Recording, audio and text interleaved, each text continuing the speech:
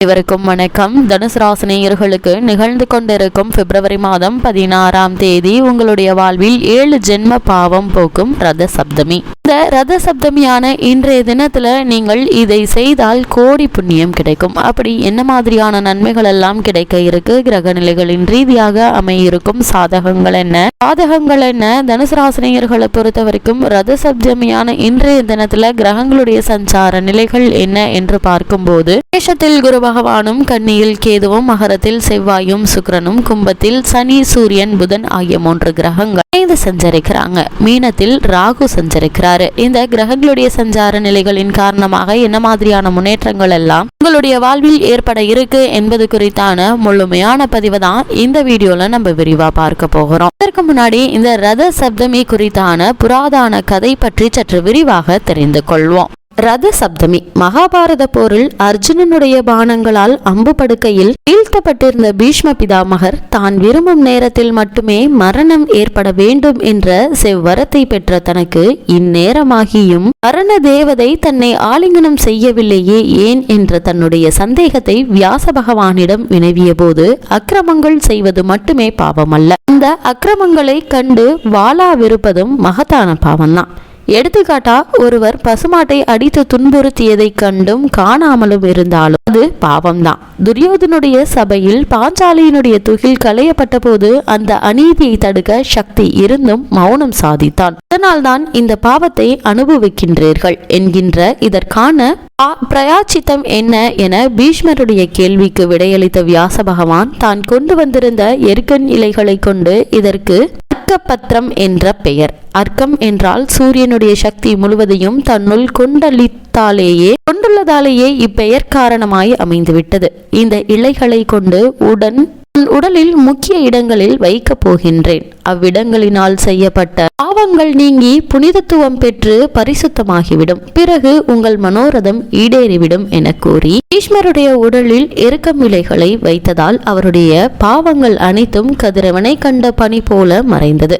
நாமும் இன்றைய தினம் ஆண்கள் சூரிய உதயத்தின் போது ஸ்தானம் செய்யும் போது உச்சந்தலையில் 2 கண்கள், தோள்கள் மற்றும் 2 கால்களில் அச்சதையுடன் கூடிய தலா ஒரு எருக்கம் இலையை வைத்து கொண்டு ஸ்தானம் செய்ய வேண்டும். பெண்கள் தலையில் வைக்கும் போது இலையுடன் மஞ்சள் பொடியும் கூடிய அச்சதையுடன் ஸ்தானம் செய்தால் நீண்ட ஆயுளும் ஆரோக்கியத்துடன் கூடிய குறைவில்லா செல்வ செழிப்பும் அடைந்து தீர்க்க சுமங்கலிகளாக வயதுள் வாழ்வாங்கு வாழ்வர் வாழ்நாள் முழுவதும். மேலும் நாம் தெரிந்தோ தெரியாமலோ செய்த பாவங்கள் அனைத்தும் விலகிவிடும். இந்நாளில் செய்யப்படும் தானமும் தர்மமும் மடங்காக பெருகி சந்ததியினருடைய தலை தோங்க செய்துவிடும். இந்த புண்ணிய தினத்தில் துவங்கும் தொழிலானது பல்கி பெருகி ஆலமரம் போல் ஆலம் விழுது போல் விரிவடையும். யோக பிராச்சத்திற்கு மிகவும் உகந்த நாள். தனிநபர் ஜாதகத்தில் ஆத்மகாரகரான சூரிய பகவான் நீச்சம் அடைந்திருந்தாலும் மாத்திரக்காரகரான சந்திரன் ஆதிக்கத்தில் மற்ற கிரகங்கள் வலுவிருந்திருந்தாலும் அனைத்தையும் சுப பார்வையாக மாற்ற செய்திடும் சக்தி படைத்த சூரிய சந்திர விரதம் இன்று.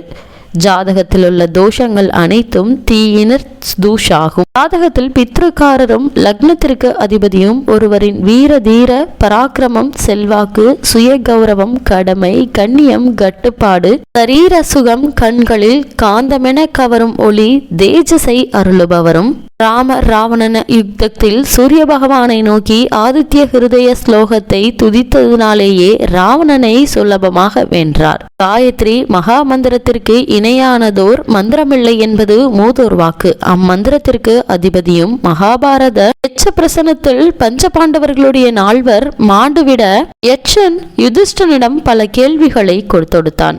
அவற்றிற்கு சரியாக பதிலளித்தால் 4 சகோதரர்களையும் உயிர்ப்பிப்பதாகவும் கூற அந்த கேள்விகளுக்குள் முதன்மையானதாகிய தன்னந்தனியாக சகல திக்குகளிலும் சஞ்சரிப்பவர் யார், ஒரே இடத்தில் வியாபித்து நிலை பெற்றிருப்பவரும் யார் என்ற கேள்விக்கு அனைத்து இடங்களிலும் சஞ்சரிப்பவனும் ஸ்தனம் என்னும் பரமாத்ம ஸ்ரூபத்தில் நிலை பெற்று நிலையாக ஒரே இடத்தில் இருப்பவனும் சூரியனே என கூறினார் யுதிஷ்டர். அத்துணை பெருமை வாய்ந்த சூரிய பகவான் ஒருவருடைய ஜனன ஜாதகத்தில் பலம் பெற்றிருந்தால் சுகபோக ராஜயோக ராஜாங்க வாழ்வு வாழ்ந்திடுவார். எல்லா பாவங்களையும் அழித்திடும் அழைத்திடுபவராகிய சூரிய பகவானுடைய ஜெயந்தி இன்றைய தினம். 3 நெய் தீபங்கள் ஏற்றி செந்தாமரை செவ்வரளி கொண்டு பூஜித்தால் ஜாதகங்களில் சூரிய பகவானுடைய சுப பார்வையும் வீரியமும் அதிகரிக்கும், தோஷங்கள் விலகும். மேலும் இன்று கார்த்திகை விரதமும் கூட.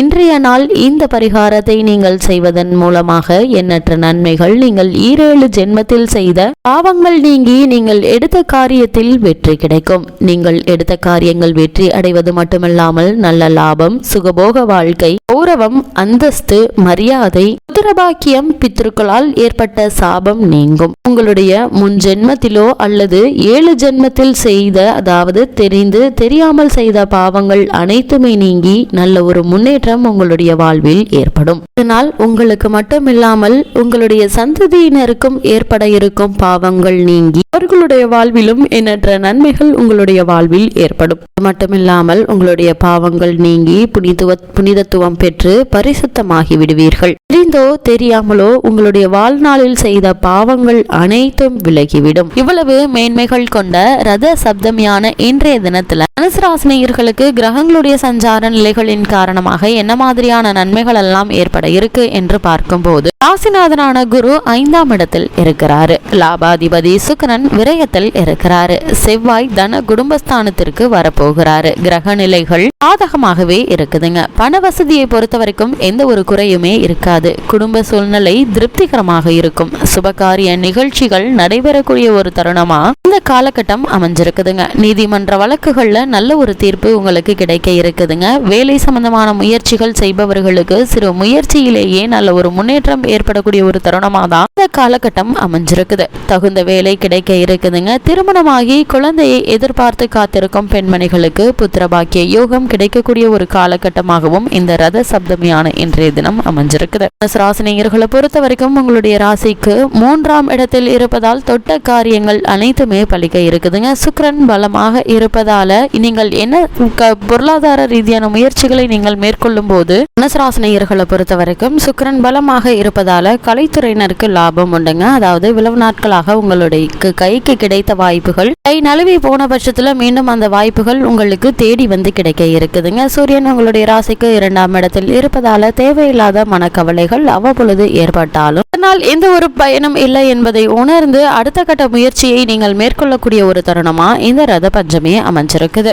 ராசினியர்கள் சுபகாரிய சம்பந்தமான முயற்சிகளை மேற்கொண்டு வந்த நிலையில இந்த முயற்சிகளுக்கு ஏற்பட்டு வந்த தடங்கல்கள், தாமதங்கள், பண விரயங்கள், அலைச்சல்கள் அனைத்துமே நீங்கி முயற்சியிலேயே வெற்றி கிடைக்கக்கூடிய ஒரு காலகட்டமா இந்த காலகட்டம் அமைஞ்சிருக்குது என்பதை கிரகநிலைகள் தெளிவுபடுத்துதுங்க. தனுசு ராசினியர்களுக்கு கிரகநிலைகளின் ரீதியாக அமையிருக்கும் பரிகாரம் என்ன என்று பார்க்கும்போது, வீட்டிற்கு அருகாமையில் உள்ள ஆலயத்திற்கு சென்று சிறிது நெய் தீபம் ஏற்றி வழிபடுங்க. எண்ணற்ற நன்மைகள் உங்களுடைய வாழ்வில் ஏற்படும் என்பதை கிரகங்களுடைய சஞ்சார நிலைகள் தெளிவாகவும் உறுதியாகவும் எடுத்துக்காட்டுது.